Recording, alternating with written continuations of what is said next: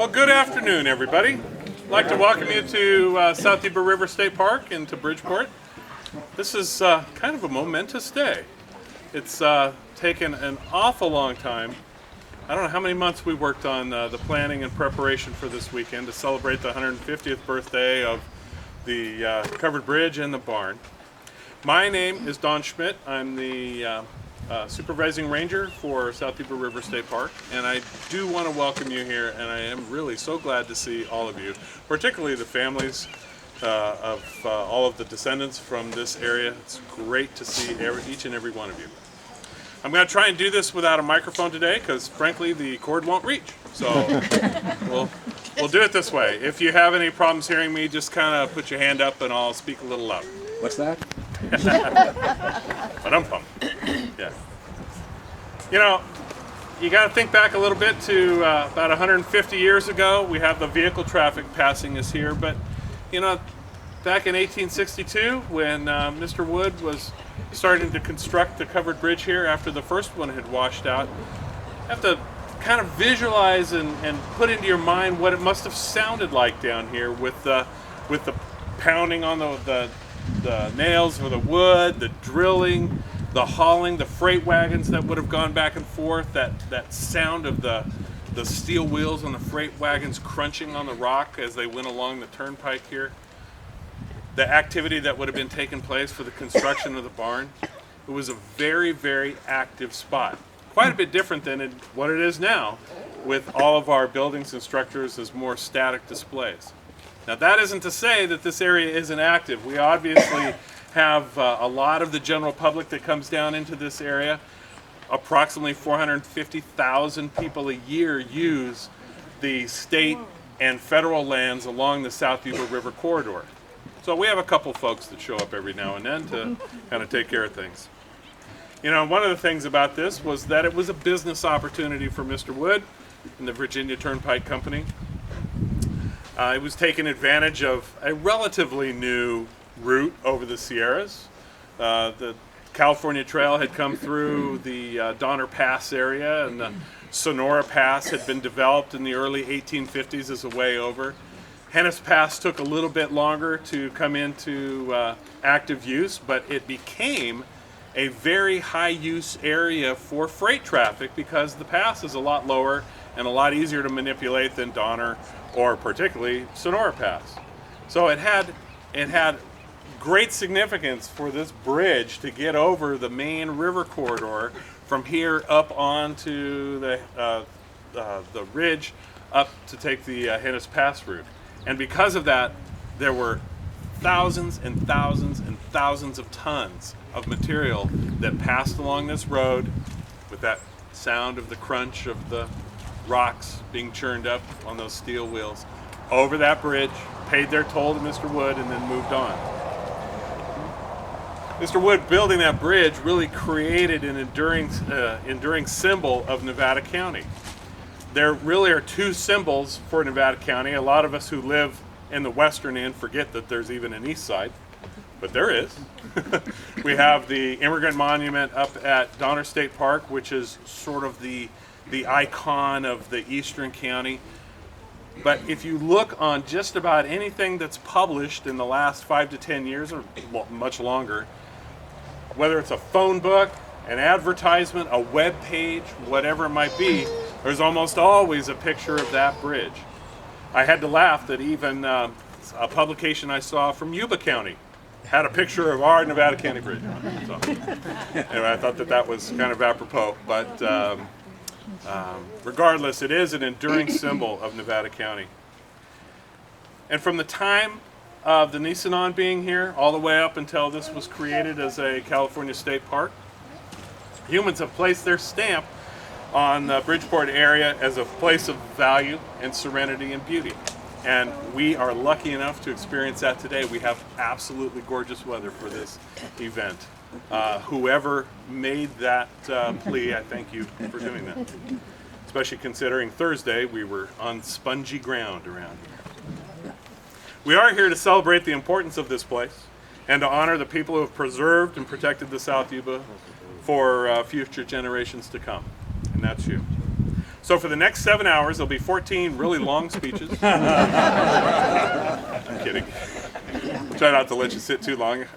The nice thing is we brought the padded chairs down for you today, so feel special, because normally it's the brown metal. To start this off today, I'd like to introduce the Sierra District Superintendent, Marilyn Lincoln. She is responsible for all of the Sierra District parks, which include everything from Mono Lake, Plumas Eureka State Park, all the way down to Bridgeport. So please give a nice welcome for Marilyn Lincoln.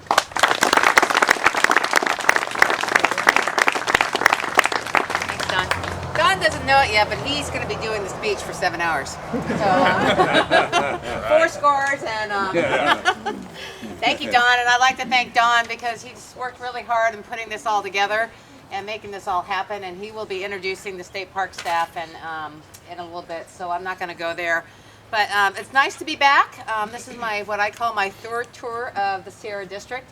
I did work right here in Malakoff and Empire back from '98 to 2000. I was the resource ecologist here. So I'm very familiar with resources here, both culturally and naturally, and it's nice to be back and be home with all you folks. So anyway, I'd really like to thank Mr. Wood and his the Virginia Turnpike Company, because that's why we're here. If the company wasn't here and if Mr. Wood wasn't here with his family, we wouldn't have this covered bridge to be here to celebrate the 150 years. So as you can see, unfortunately, we can't walk through the bridge right now. We've got some fencing up there. So I kind of give you an idea of what that's all about and where we're going from here. As you know, some of the structure's failing due to we weren't able to tighten the bolts in time or something like that. So we're going after about a $760,000 repair cost right now, thanks to Bill Lindeman, who is our interpreter. Bill, thanks to Bill Lindeman and Steve Moses, who is our maintenance chief, who's not here today. They wrote a grant to the National Historic Covered Bridge Preservation Program. Anybody ever heard of that? Yeah, there, we got somebody back there that's heard of that. And we've applied for a grant for about $545,000. Our department has stepped up to the plate to make the match to reach that $760,000.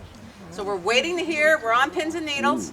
But if we get this grant and our department's able to come up with a match, we're going to hope to see those fence pieces down so we can get back and cross that bridge again. Does anybody here haven't been across the bridge yet? Have not? Yeah, have not. Just a few of you. Okay, just a few of you. Many of you are very experienced, so that's good. So we'll make sure we get that fence down for you guys and get you across that bridge. So welcome. Have a great time while you're here. We've got all day today. We got all day tomorrow. The weather's beautiful. So I'll turn it back over to Don because he's got 7 hours to go. All right, thank you.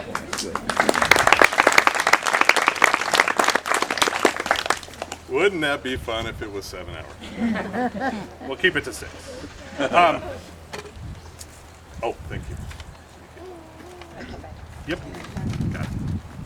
You know, the beauty and the rich natural resources of the South Yuba River have always attracted people to this area. From the very early peoples in Nisenan all the way up to today. Like I had mentioned, the numbers of visitors that we get here. I wanted to start off today with a little bit of an introduction to those groups and those families who have had an impact in this area from early on. We'll start off with the Native Americans.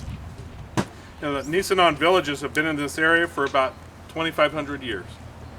The descendants, members of the Nevada City Rancheria, I hope are with us today. I didn't get a chance to see if Richard was here, if he had made it here. Richard, have you made it here? Okay. Richard Johnson is our local tribal representative, a gentleman that we work with on a variety of different projects. And he's one of the members of the local council. The Nye family. And if we could, at the end of this, I'd like members of those families, if they would stand.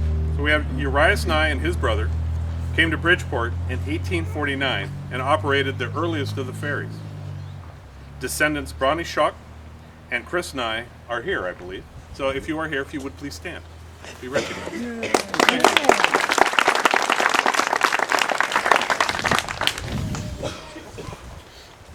The Wood family. David and Jane Wood came to Bridgeport in 1851. bought the existing bridges, developed the Virginia Turnpike for travel to and from the high country, and built the covered bridge in 1862 after a storm carried away the original bridge. Members of the Wood family are here today, including the great-great-grandson, Robert Fowler, and great-great-great-granddaughter, Janice Wilmore. Will the Wood family please stand? Right here.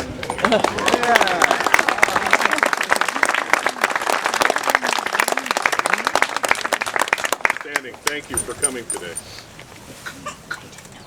The Cole and Kneebone family. Charles Cole came to Bridgeport in 1861, and his daughter Victoria married into the Kneebone family. The Kneebones owned the ranch here until 1951 and developed the 1927 through 1944 swimming resort, most of which was just upstream from us here.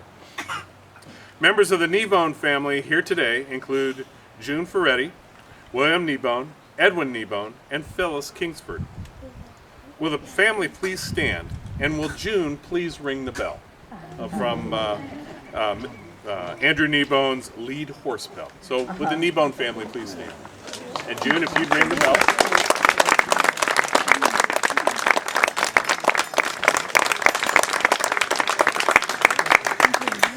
What you may or may not have heard, June has Andrew Kneebone's, he was a freighter here, and it's the bell that was on his lead horse as he moved his freighter back and forth across the bridge here. So that was the sound of that bell from that lead horse. Couldn't hear it over here. Want to give it another ring there, June?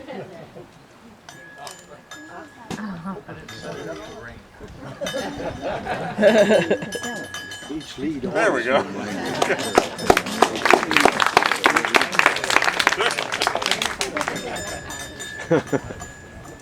Okay. The White family. Charles White bought the property from the Kneebone family and owned it from 1951 to 1956. Descendants Woody and Vida White are here today, I believe. Please stand. I thought they were, no? Oh, I thought we had them. All right. The Maish family. The Melvin Maish family owned the ranch from 1958 to 1964. Descendant Fred Butch Maish was scheduled to be here today. So Fred, did you make it? No? Okay. And I want to talk a little bit about Sequoia Challenge. I'll also mention them a little further in our talk here. John Olmsted and Sally Cates formed Sequoia Challenge, which owned parcels from 1973 through 1986 when they sold them to the state of California. John's son Alden, I had hoped was going to be here today. I haven't seen him in the crowd today. But as you may know, Alden has done some significant work in terms of the park closures. He's set up sort of a one-man shop of collecting money to assist parks on the closure list. He is directly helping us with not only South Yuba, but with Malakoff Diggins as well. So even though, and Sally, I don't know, I haven't seen if you're here or not. Sally, are you here today? I would like to just acknowledge the Olmsteds for their contribution here at the park. So I want to thank them.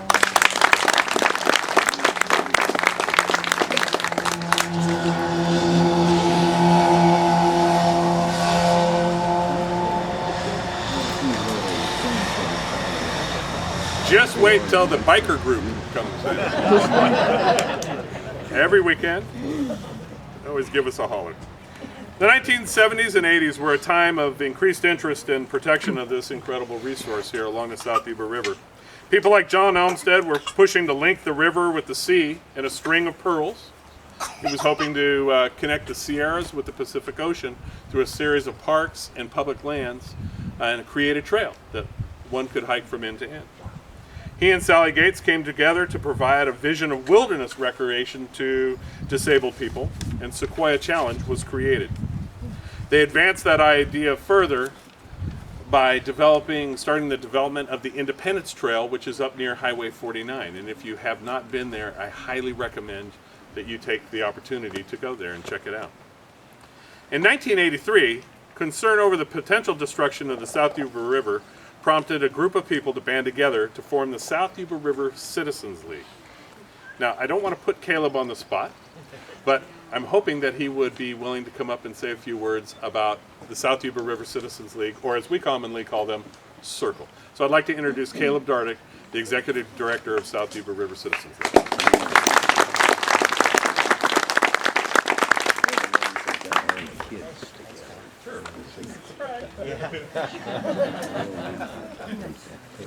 I said, I want you to come. And I said, well, do I have to speak? And he said, oh, no. So thank you, Don. Thank you, everyone, for coming out today. It's such a privilege to be here with the families and the community that have made and protected this land for so long. The South Yuba River Citizens League is you, and I hope you are all active members. We are a group that's been around for 30 years whose mission is to unite the community to come together to protect and restore the Yuba River and the entire Yuba watershed. And we're just very proud that when this beautiful park got on the closure list, rather than resigning to our fate, as so many places in this world has, this community rose up and as a community collected 10,000 signatures, which were delivered to the governor, Secretary Laird, Parks Director Coleman, who heard us loud and clear. That citizen support, that citizen message was reinforced by our elected officials, Supervisor Hank Weston and others who also stepped up as excellent representatives for us. And finally, everyone in this community who understands that we have to give back to a state that is under tough fiscal times, and we're all pledged to support paid parking in this parking lot, which will provide the revenue to keep this park open. So it's our social responsibility going forward to support that effort. So I just, on behalf of Circle, we are just so proud to have been part of a community-wide effort that included all of you, that honors your families, and hopefully future generations will enjoy and understand that at this critical moment, we did not step down, and we're all still here today. So thank you so much. Thank you, Caleb.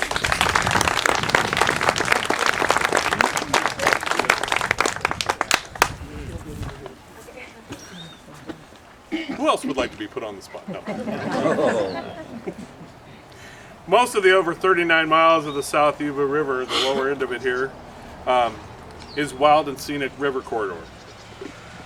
And is protected by mostly public lands by various public agencies that include the Army Corps of Engineers at the bottom end of the river here at Englebright Reservoir. They also have a little bit of property just above us here. The Bureau of Land Management, whose lands intermingle quite a bit with state park lands as we go up the river corridor. U.S. Forest Service, who has much of the land in the upper stretches, particularly up by Malakoff Diggins area. And obviously California State Parks, as our lands kind of patchwork the crossings along the South Yuba River. I told you they'd come.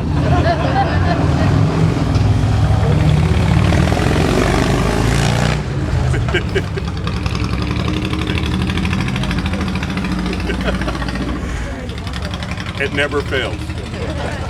I do want to recognize a couple of folks from the U.S. Forest Service who have joined us today. We have with us Janice Froelich, who's the Yuba District Ranger, and Anna Wessling, who's the Public Information Officer for the Tahoe National Forest. So if you guys wouldn't mind standing real quick, and I want to say thank you.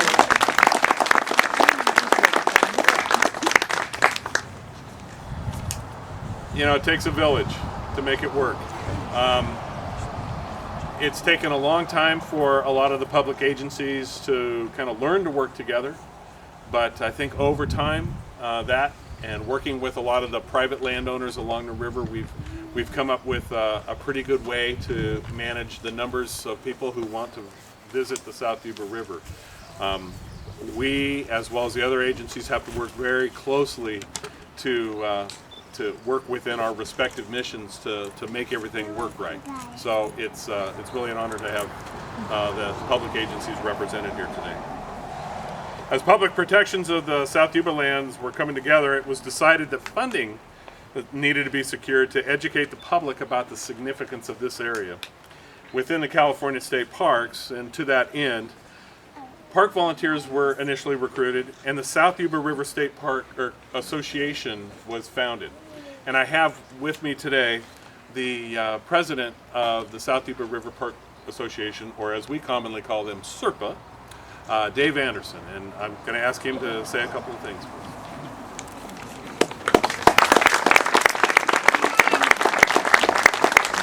First, I want to thank everybody for coming and thank everybody here for their contributions to the park. SERPA is a 501c3 nonprofit organization. Our mission is to provide interpretive and financial support to the park and to the park volunteers who are so important to keeping this park going. And we're really proud of the things we do. We recently restored the gas station. We provide recognition for our volunteers, and would hope that you'd like to join us in supporting the park. So membership applications are in the visitor center, so if you feel like signing up, please do. But again, thank you very much for all your help and all your support.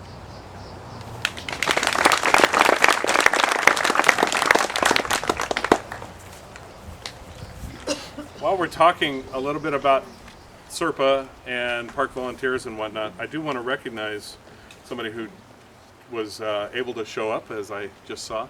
One of our longest running volunteers here and a SERPA member for this park, Marlene Lindstadt, was able to join us today, and she just walked in. So, Marlene.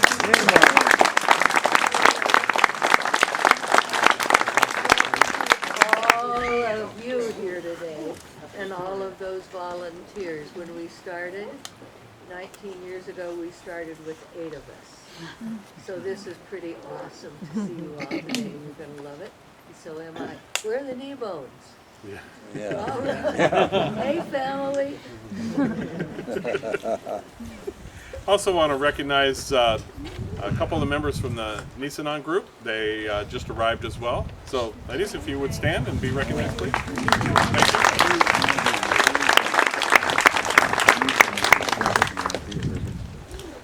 To begin the 21st century, the U.S. Forest Service, Bureau of Land Management, California State Parks, and Nevada County came together to put forth a shared vision of the public lands along the river corridor, and it's embodied in the South Yuba River Comprehensive Management Plan. And it's maybe of interest to note, those of you who don't really read management plans, or maybe you do, it's good reading material right before bed, normally. This particular plan is one of the most useful plans I've ever read. It's short, it's concise, and easy to follow, and it has been somewhat of our guiding light since its inception in the mid-2000s.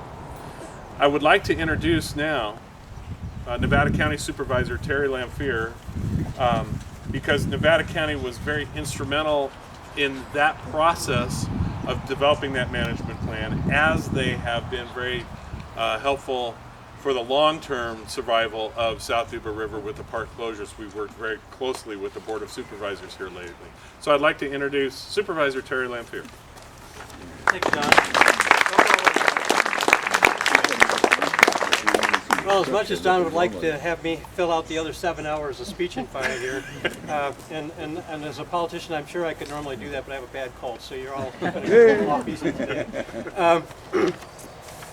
You had remarked in your comments earlier that you get something like 450,000 visitors a year for the Yuba River system, the park system, or what was that? For the throughout the 4 crossings that we keep tabs on.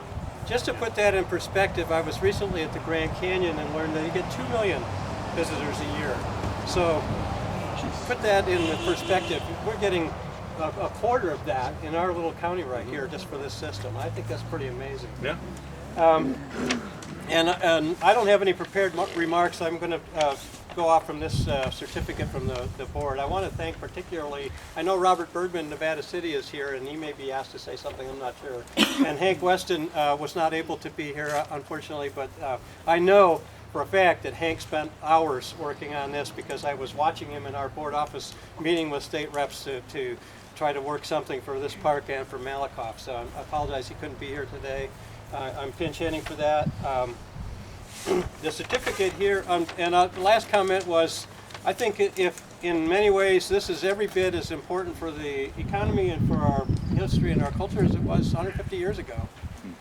And I'm immensely proud to be a very small part of this here today. And I had to put this on my schedule for sure because I knew I couldn't make it the next 150 years down the road.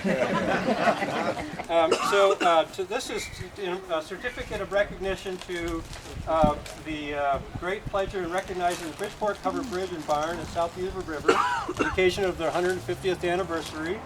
And I'm not going to read the whole thing.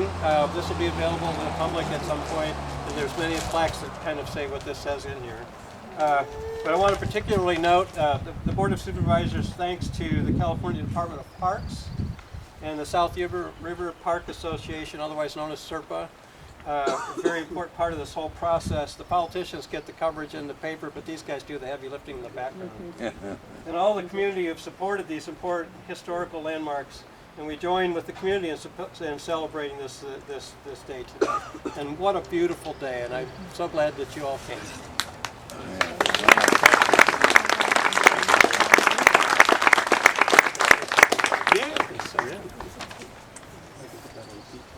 Yeah, that'd probably be best.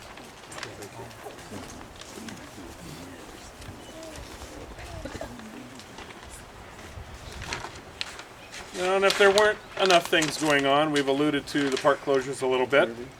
We've had some challenges to face throughout the years here, especially in the last year or so. We have had the specter of closure of South Yuba River State Park, and that came to the forefront just within the last 12 months. But as Caleb had mentioned before, there were thousands of concerned citizens that came together from school age, young children, all the way through the elderly, older age, that came together to convince the powers that be that this was a place worth keeping. It was very moving to see the support that we gained when we went down to the Capitol. It was stunning, actually, when we walked into that room and saw all those people there, especially the kids. It was pretty incredible. With that, and I know that I will forget somebody, so I will apologize ahead of time. But with that, I want to acknowledge a few people that may or may not be here today. We've already heard from Sean Garvey, representing the Circle organization. We as State Parks had gone to them initially and asked them, is there any way you can help with this? And they just jumped on it right away. So I do want to, right from the get-go, acknowledge Circle's help in that whole process. I'd like to acknowledge Sean Garvey from the Grant Farm. He's also the former executive director of Circle, and he was very instrumental in sort of working the phones and the letters and whatnot and coming up with support. Alex Exel and the teachers of the Grass Valley Charter School. I was a teacher myself. I've never seen somebody be able to mobilize not just the kids in my classroom, but a school for letters. They wrote songs. They, I can't think of all the things they did with the resources secretary. They had a play for him. They made a couple of different field trips down there and sat in his office and attempted to convince him that this was the way to go, and it worked. So Alex played a huge role in this, although he will never admit that. Supervisor Hank Weston, like Terry had mentioned, and the Nevada County Board of Supervisors have been incredibly supportive of our efforts down here to keep the park open, and I can't thank them enough. Obviously, the South Yuba River Park Association and their board, right from the get-go, they've been with us all the way. The thousands of other people that wrote letters on their own, made phone calls, and proclaimed public support for what we were doing down here. And one gentleman in particular that's here today, Robert Bergman, who I believe is the new Nevada City Mayor. Is that correct? No, that was the other year. That was the other year. Okay. Well, I do want to recognize Robert. I'm going to ask Robert to come up here for a minute. Robert.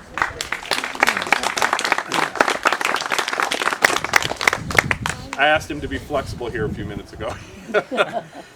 Robert was very instrumental in the letter writing campaign and pushing forth the public support for keeping this park open. and he was one of the first people that I was able to talk to down in Sacramento. So we've decided to make Robert an honorary California State Parks Junior Ranger.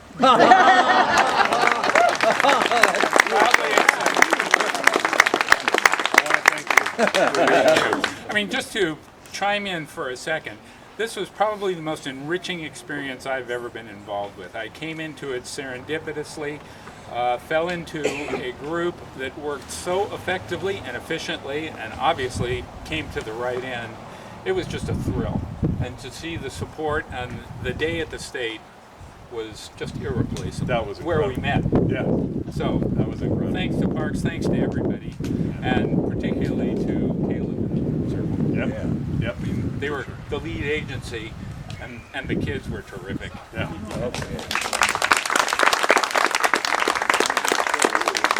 What's amazing about all that is that we're able to do this today because of all that. I would not have bet on it 8 months ago, 10 months ago, but here we are. So I'm so thankful for all those people that put forth that effort. Sort of to get to the end of our program here, we have one of our volunteers who will remain nameless has made an anonymous donation to the park fund that Alden Olmsted has put together, primarily in an effort to spur everybody else on to contribute. Alden's efforts, his grassroots efforts of putting buckets out in stores and parks and wherever people will accept them, have generated thousands and thousands and thousands of dollars that he's been able to put directly back into the parks on the closure list. And he currently is helping us out with some of our financial issues at Malakoff Diggins. But I first met Alden with the first bucket standing on Highway 49 bridge, and he's just taken off from there. So one of our volunteers wanted to kick things off as well with the volunteers here as a challenge. He's got a $100 check to put toward the park fund that Alden has established to maintain these wonderful California state parks. So I do want to thank our anonymous donor for that.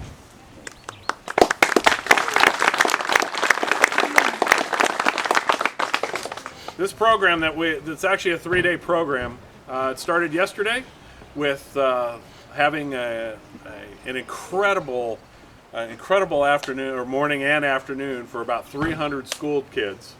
Was organized to the nth degree by one of our volunteers, who I'll name here in just a minute. But we had a committee established to put this together, and I'm trying to think of when our first meeting was. November, December? November, yeah, somewhere in there. We have the band of five, I guess, if you want to call them that. We have one of our park volunteers, Don Denton, was the chair of that committee. Diane Martin, Gene Wilson, Glenn Fuller, and Steve Pauley. So if you guys would stand, or if you're standing, please acknowledge yourselves.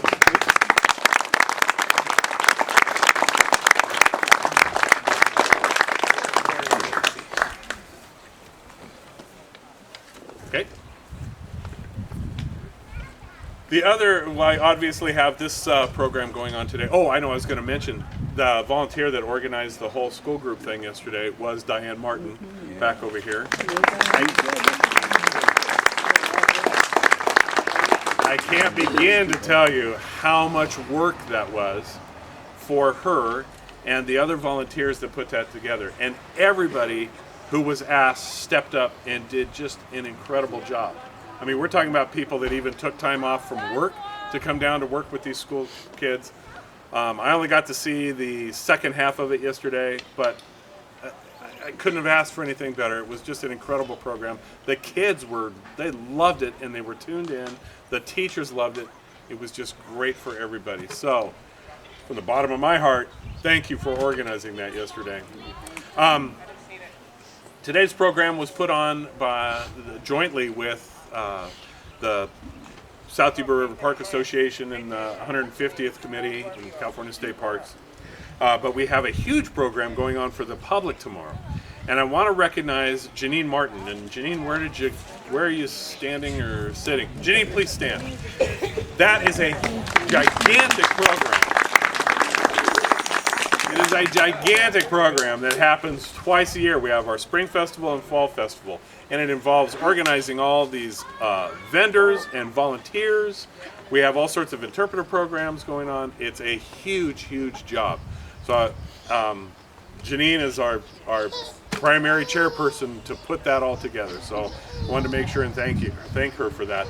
We had to pull all of those events into this one weekend.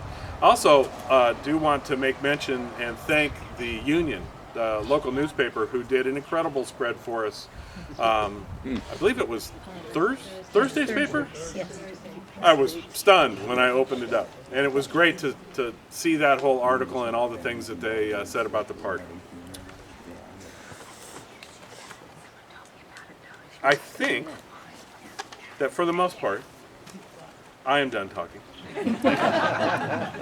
We have another small thing that we're going to do for you here. If you didn't get a program, or if you didn't get a name tag, after the play performance that's going to happen here in a moment, when you get a chance, if you could wander over to the table over there and pick up a name tag. If you didn't take a look at your program, we have a historic pageant that's going to take place immediately following my remarks here. And this is called Voices from the Bridgeport Past. This is a play that was written by Charles Athill, Mark Lyon, and Marion Jeffrey. And they're going to perform it for you here in just a moment. On behalf of California State Parks and the South Yuba River Park Association, I do want to thank you again from the bottom of my heart for coming today. And I hope you enjoy the rest of today's program. Thank you.